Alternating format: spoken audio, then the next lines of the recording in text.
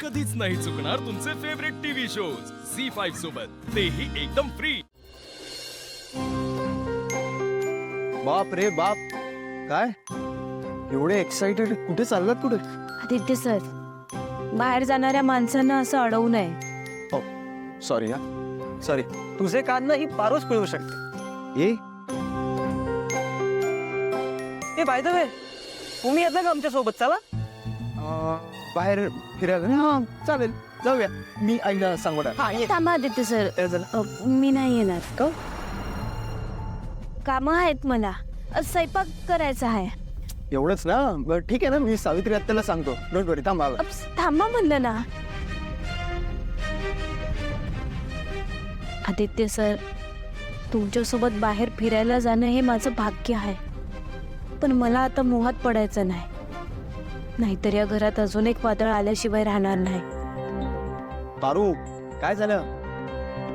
Sir हे बघा, माझं मन नाही. तुम्ही जाऊन या ना, मला नाही यायचं. अरे हरस. आदित्य दादा, अनुष्का आहे ना आतमध्ये, ती तयार आहे, तुम्ही तिच्यासोबत चला ना. नाही नको. नाही सॉरी, ॲक्च्युली मला एकदम लक्षात आलं, माझी एक खूप महत्त्वाची ऑनलाईन मीटिंग होती, ती मला अटेंड करा. एक काम करा, तुम्ही जा. You guys enjoy. थांब थांब थांब रे, थांब थांब. नाही, त्या पारू बरोबर जायचं म्हटलं तेव्हा लगेच घोड्यावर बसून तयार झालास हा. आणि आता अनुष्का बरोबर जायचं म्हटलं तर लगेच मीटिंग आठवली तुला. काय रे, बरं आहेस ना? तुझी लक्षणं ठीक दिसत नाहीत मला. प्रीतम, तुम्हाला कुठे काय बोलायचं काही कळत नाही ना? जो प्रिया, याला घेऊन जा आणि ना जंगलात कुठेतरी जाऊन सोडून ये. जा तू. सर, बघा, मी नाही दिसलो ना तर रडत बसशील, ओढून ओढून नाव घेशील, पण मी येणार नाही. का? कशासाठी शो तुम्ही? तू जा बाबा. बघा, हो या, तू जा.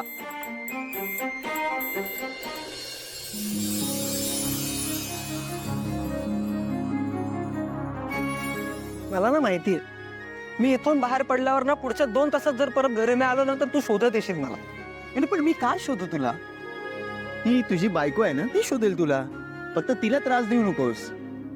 आता मी गेलो ना, आता मी परत येतच नसतो बघ. तू येऊच नकोस. आता मी खरंच नाही येणार बघ. अरे जा ना, तू पहिले जा न बस. तू आता बघ रे, फक्त फोन केलास तरी नाही येणार बघ. साक्षाचा सर.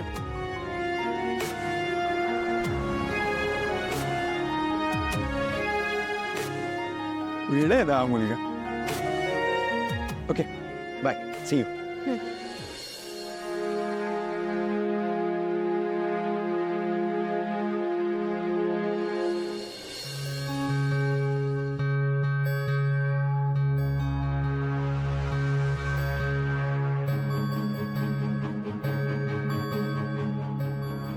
बा,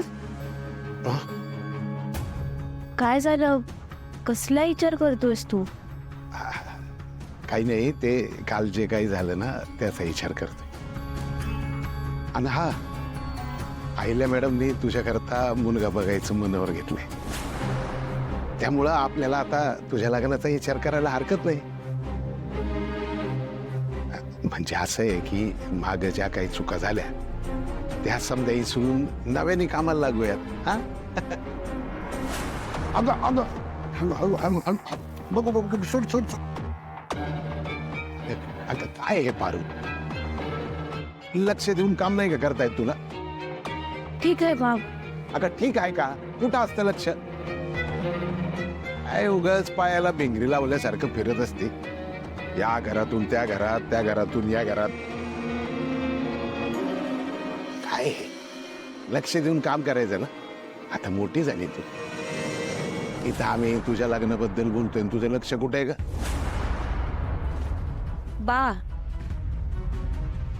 याआधी बोललोय ना आपण या विषयावर. आता हे समजा झाल्यावर माझी इच्छा नाही लगीन करायची. लगीन करायचं नाही? असं कसं लगीन करायचं नाही तुला? मग आयुष्यभर काय इथं माझ्याकडे राहणार तू? अगं पारू, लोक काय बोलतायत याचा तरी विचार करायचा. अगं अशी तरणी ताठी पोर घरात जर ठेवली तर बाप बिनघोर कसा काय राहू शकतो? ते काय बी नाही, मी तुझ्याकरता एखादा चांगला मुलगा बघणार, तुझं लग्न लावून देणार मी कुणाचं बी काही ऐकणार नाही.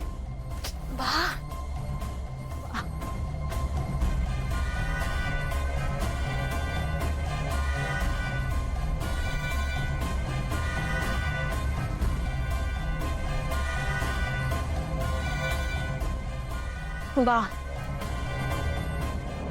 मला तुझ्या सोबत आणि गणी सोबत राहायचं आहे. मला तुमच्यापासून दूर नाही जायचं.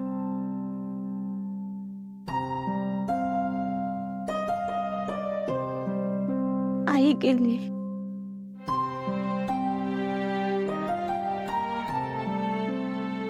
आईची माया नाही मिळाली मला. बा आपल्या तिघांचंच कुटुंब आहे ना. मी तुमच्यापासून दूर गेले तर तुम्ही एकटे पडणार. आणि मला सांग बा,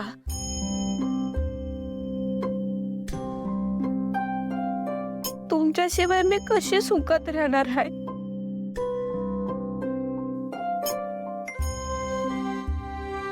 कसं आहे ना पारू, पोरगी हे परक्याचं धन असतं. तसं मी काय म्हणत नाही, पण लगीन तर करायला पाहिजे.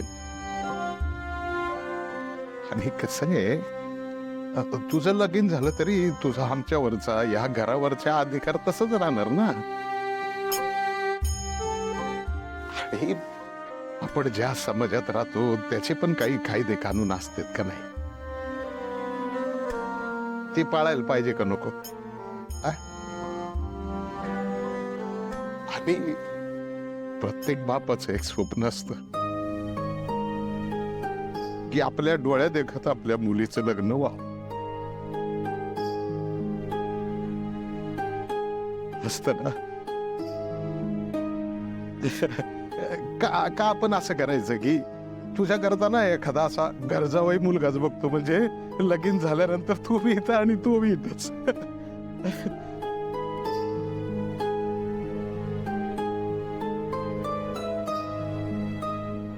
देवा, आतापर्यंत लय परीक्षा घेतली तू. माझी पारू गुणाची आहे, संस्कारी आहे. तिला तिच्या मर्यादा माहिती आहेत, तिला त्याची हद्द माहिती आहे. पण मी लोकांच्या तोंडाला हात नाही ना लावू शकत. माझ्या पारू करता एखादा चांगला मुलगा पाठव. माझ्या डोळ्या देखत एकदा तिचं लग्न झालं ना की मग मी डोळे मिटायला मोकळा. वा, झालं का तुझं पुन्हा सुरू? उगाच काय बी बोलतोस.